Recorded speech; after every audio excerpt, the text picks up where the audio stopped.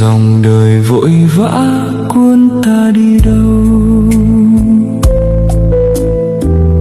bỏ lại sau lưng những an yên nhiệm màu. Tìm kiếm xa xôi những thứ cao sang, mà quên hạnh phúc ở ngay bên